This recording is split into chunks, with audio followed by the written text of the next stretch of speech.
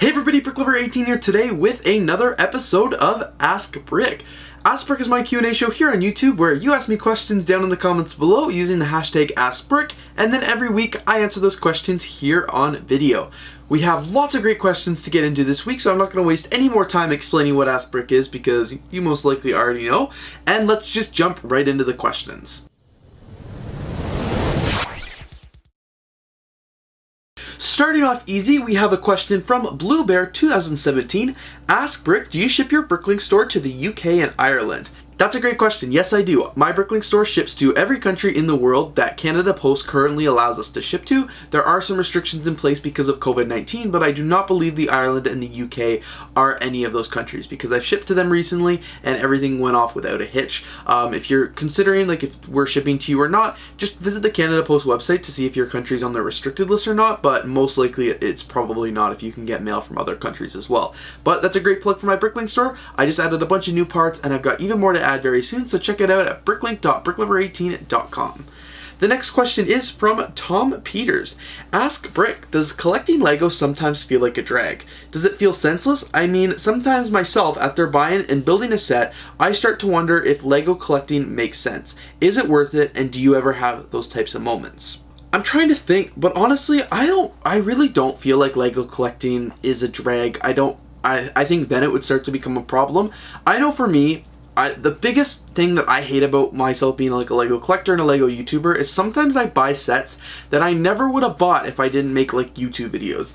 A prime example is actually this set, and I haven't even reviewed it yet. I filmed part of the video and I'm going to film the other part soon, but it's this Super Mario Bros. Set. It's really cool, but like I feel like as a 20-year-old, this set is way too old. I know it's ages 6+, but like it should be 6 to 12. Like this is one of the sets that I feel like was a drag to collect. I spent $70 on this. I had to work like 4 or 5 hours to pay for this set. Honestly, don't think it was worth it. Like, this would be the kind of set that I say this was definitely a drag. Like, I bought it just because I wanted to make a YouTube video on it. I bought it way back in May.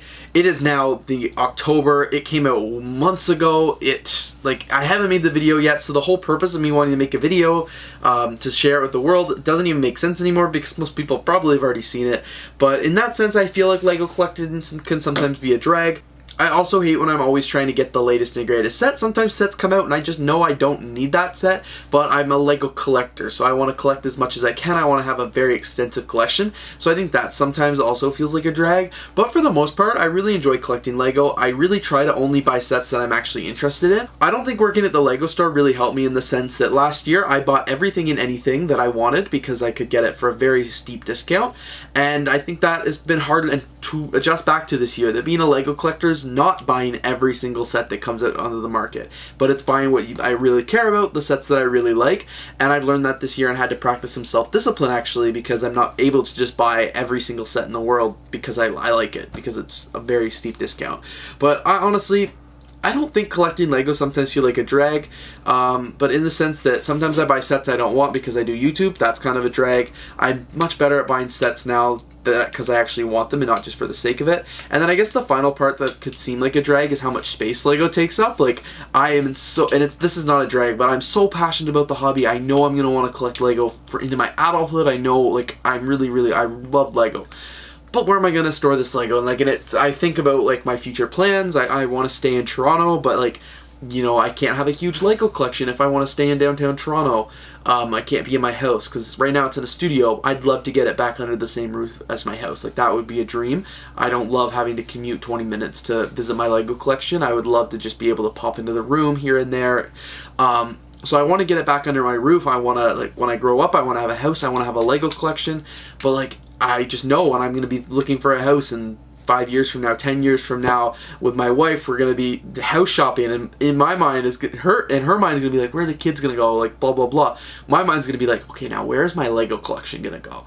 And I think that's kind of crazy. So that's kind of a drag in the sense that it's like a hobby that you have to plan for. Like, we can't just buy a house and hope there's room for the Lego collection. And if she makes me choose between that, well, I'm sorry, there's not going to be room for her. But anyway, I think Lego's an important part, and I think that kind of sounds like a drag, trying to plan ahead. But overall, like, it's not a drag for the benefit and the rewards I feel like I get from my Lego collection. I just don't I don't think it's too much of a drag. I can see where you think you might feel that, and I can see where in my own collection where sometimes I feel it would be a drag, but I think the pros and the benefits and the enjoyment I get from Lego far outweigh the potential drags that we might see.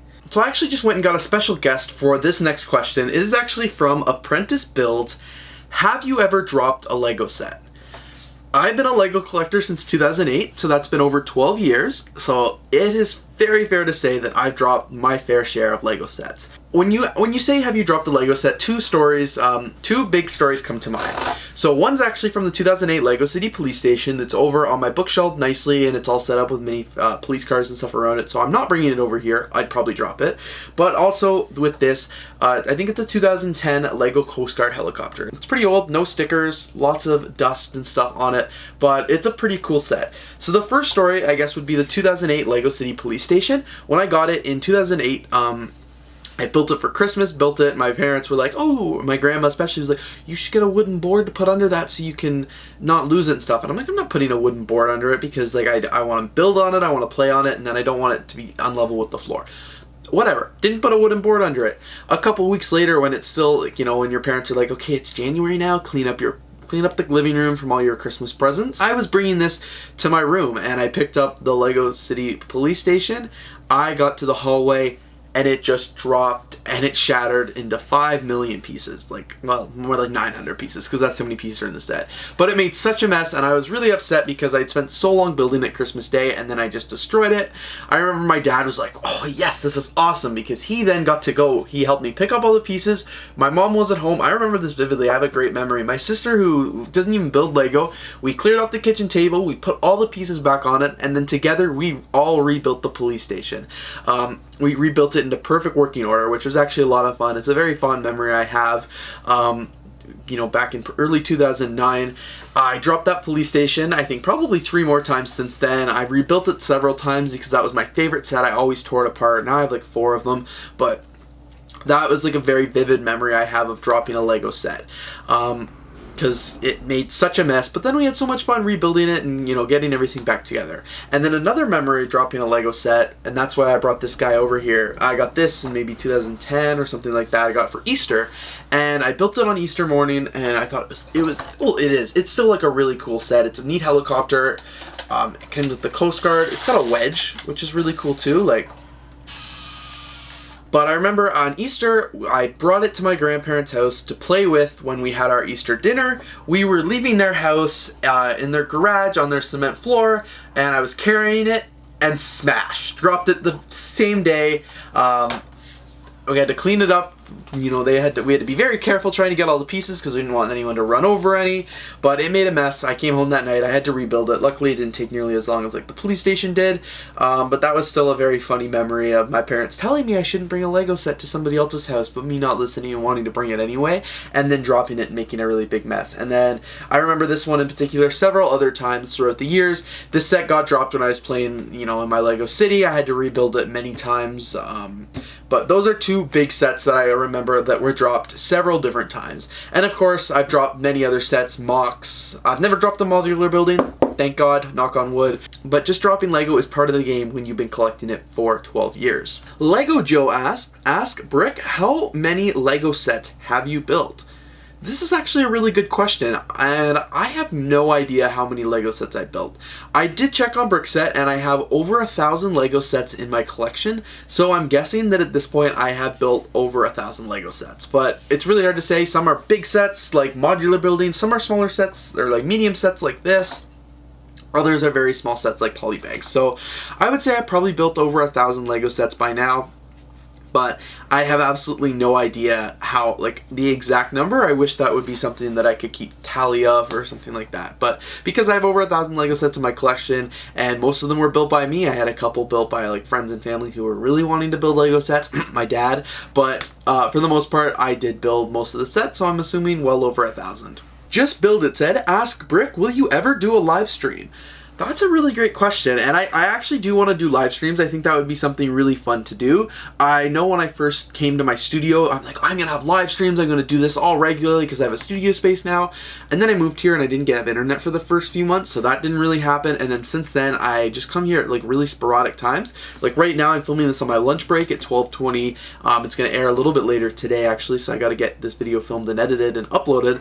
But for the most part, like I might come here at midnight and do a couple hours worth of work because there's no windows behind me. You have no idea when I'm filming this video. I'm saying it's 12:30, but it really could be 12:30 in the morning or 1 in the morning. You have no idea. So that's why I don't really do live streams, just because my schedule here is pretty chaotic. I don't know when I'm going to be here. Sometimes I just come over, film a few videos. Sometimes it's scheduled. I think it would be something really cool to explore, maybe doing some live streams.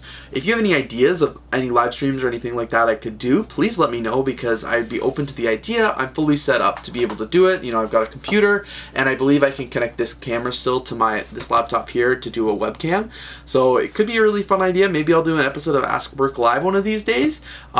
I guess we'd really have to wait and see, but maybe that's something I could plan for if I get some questions in advance for like a special edition or something like that. But if you have any ideas for a live stream, I'd love to do them. That'd be really cool. And I'm going to answer one more question here for this week's episode, and I'll save the rest of them for next week. And as well, if you do have any questions for me for next week's episode, please leave them down in the comments below. But this question is from Life with Marcus. This is not a Lego question, but what is your special talent? And that's a good question. So I had to think about this. I don't know if it's really a special talent, but one thing I'm really proud of myself, especially with my role as, you know, student politics and student governance, is if I want to do something, I'm going to get it done. So sometimes we get a lot of kickbacks, sometimes we have a lot of red tape, and just it's hard to navigate, but I'm the kind of person that if I'm really passionate about something and I really want to do it, I'm going to do it, especially when it's for other people or not necessarily for myself. Like, I know sometimes this YouTube channel takes the back seat because I feel like it's more selfish for me and it's not having a direct impact on, you know, the people, like the students. So I sometimes prioritize my student group work over the YouTube channel, which is not good. But when I set my mind to doing something, I'll make sure I get it done. I'll make sure it's done like really, really well. And I think I also have a way of like reading people, which I'm learning to do. I don't know how good I am. Maybe it's all in my head, but I try and read people in the sense that like predict how it's going to happen so I can make things happen, get things done. But I would say those are some of my special talents. Other than that, I don't really have any. Sports, definitely not. I have no sports ability whatsoever. I cannot throw a ball. I cannot catch anything. But I guess my special talents just lie in the work I do, and I'm a good marketer. I was marketing last year. I had a lot of fun at it, did a lot of really cool things, but for the most part, I would say I don't really have a ton of special talents, and those are just some of the things that I can think of off the top of my head. But anyway, thank you all so much for so many great questions this week. I had a lot of fun answering them, especially going through memory lane and talking about dropping Lego sets and building Lego sets and, you know, collecting Lego and all that good stuff. So thanks again so much for watching. If you do have any questions that you'd like me to answer on next week's episode, please leave them down in the comments below with the hashtag AskBrick so I can make sure I see them. And I'm really looking forward to coming back next week with a whole other episode. So thanks again so much for watching. If you did enjoy, please don't forget to leave a like, comment, and of course subscribe. And I will see you in the next video.